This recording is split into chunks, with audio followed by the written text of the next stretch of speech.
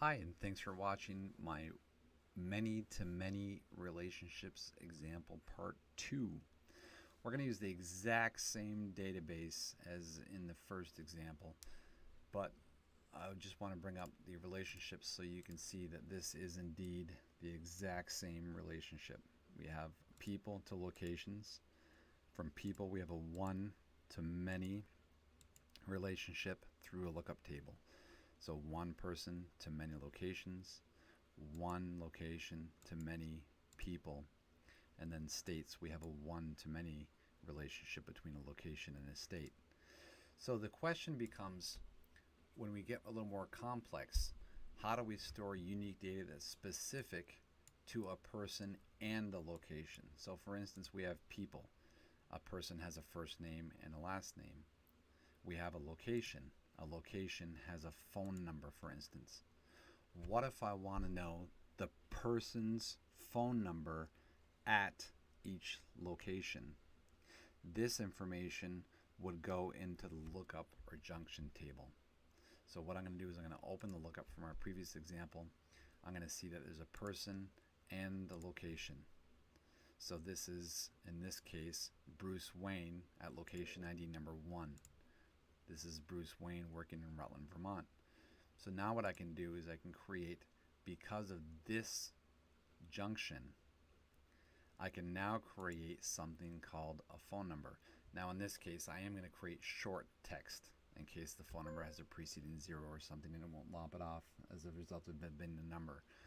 So short text, and in this I'm going to call phone number.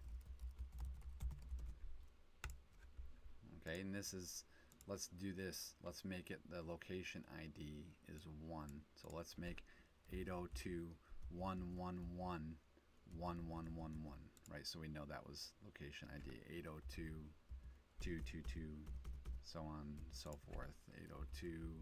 802.333.3333, 802.444.4444.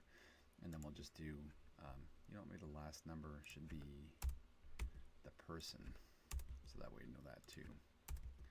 There's no reason I'm doing this, I'm just making it up, and that way we can look at the data and know which person is correct. So having the same data model, location is location number 1, so 111.111, and then person ID.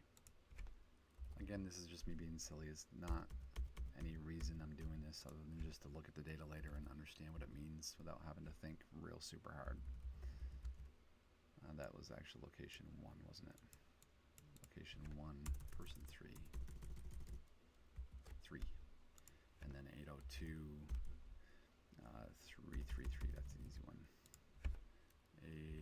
802.333.334.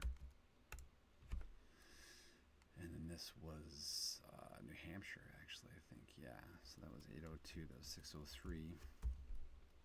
4444445. So this is actually a 603 number 2.